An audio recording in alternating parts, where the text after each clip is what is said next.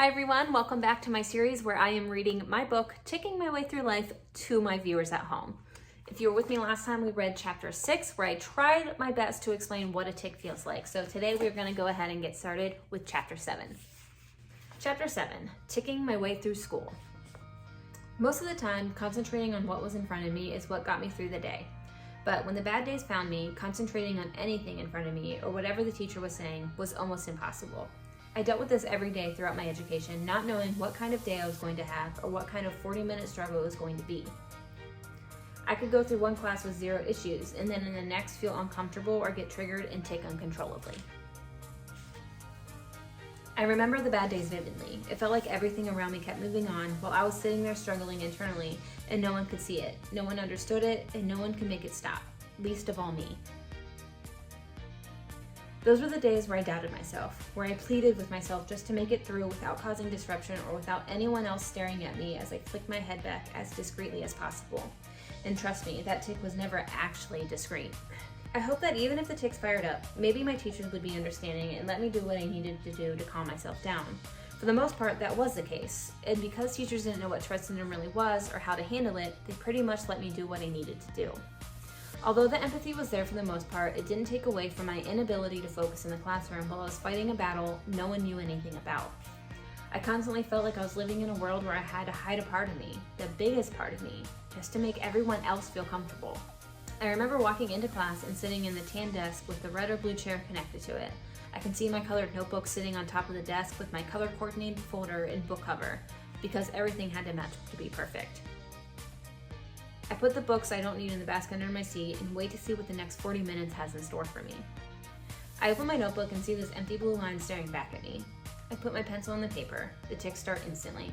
Tapping on the paper, retracing my letters, writing the same letters or numbers over and over again, faster and faster. Eventually, I found myself scribbling out everything I was trying to write down. The teacher kept going and I found myself trying to write faster and faster just to catch up. I tried to focus on what my teacher was telling me while battling this monster inside my own brain. The ticks kept coming as my heartbeat grew faster with each click of the clock, wondering why or how time could possibly move so slow. Is everyone noticing what I'm doing? Does the teacher see me? If she does, is she gonna believe me when I tell her that I can't make it stop?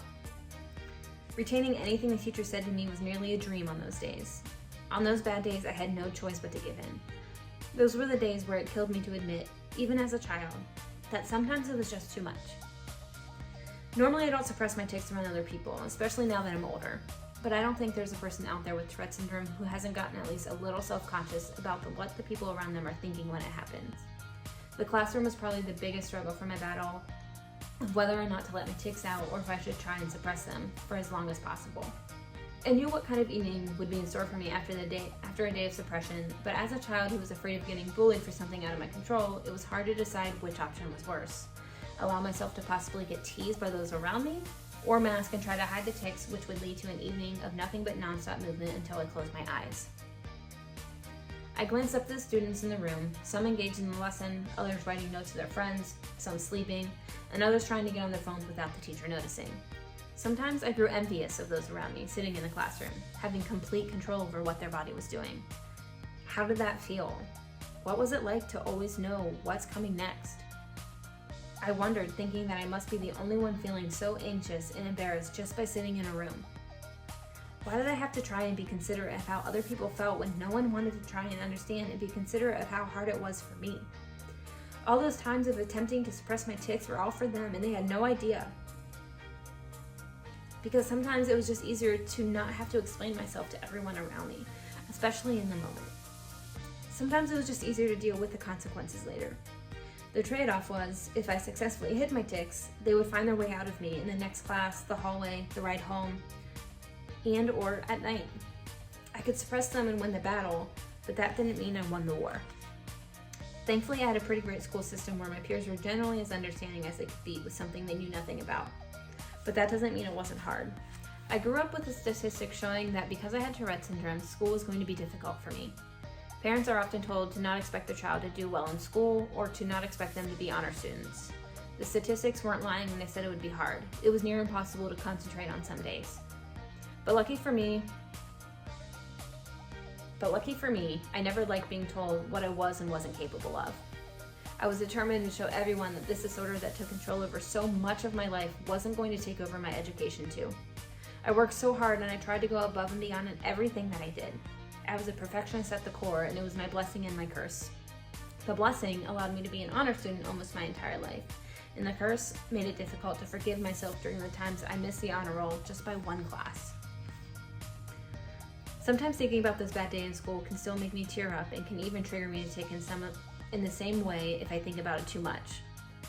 But then I remember my teachers, the ones who showed an enormous amount of understanding and empathy, the teachers who let me tick peacefully and be myself. That is something I'm so grateful for. The good days outweigh the bad days, but feeling as comfortable as I could on those bad days is what helped me make it through them. Their understanding allowed me to be a student that excelled in the classroom, even with all the worries and anxiety that came with Tourette Syndrome. I didn't want to be a distraction, and I prided myself on being a good student. Because of that, negative, intrusive thoughts often filled my brain. I was proud of who I was because of Tourette Syndrome, but ticking in public, especially in school, is still something that's difficult to do. You never know what people will say, if people will laugh, or worst of all for me, if people will even believe me. Being a teenage student was hard enough, and throwing Tourette Syndrome into the mix brought it to a level most didn't know about. Because of that, my teachers had the opportunity to make or break me. They could have made me hate school, but thanks to their compassion and understanding, I was the student that I knew I could be, even with the odds against me. Unfortunately, I know this is not the same story we all share. Students everywhere are suffering every day in school. They're being kicked out of classrooms and being suspended by people they should be able to trust. I was one of the lucky ones, but not everyone gets the experience that I had growing up. Tourette Syndrome is a weird and sometimes an unbelievable thing for those on the outside, but it's real and it's hard. It's so much more than what you see on the movie screen. It's something that truly affects people and makes life so much more difficult, especially throughout adolescence. A student in the classroom with Tourette Syndrome or similar disorders and disabilities deserves not only respect, but the inclusion and acceptance that every other student receives walking into their classrooms. It might take a little extra effort, but I promise you, every ounce of effort you put into their learning experience will stay with them for the rest of their lives. In my eyes, a teacher's success is only as good as the connection they make with their students, long after they leave those four walls. I hope you enjoyed reading along with me chapter 7. I didn't expect it to make me a little bit emotional there during part of it, but I hope you enjoyed it. If you would like to get your own copy of Ticking My Way Through Life, you can find it online anywhere books are sold. And if you do read and enjoy it, please remember to leave that review and that rating. Those written reviews, they mean so much and they help authors like myself so much. So please remember to get your copy online, and don't forget to hit that subscribe button so that you never miss any other readings or any other advocacy videos that are on my page.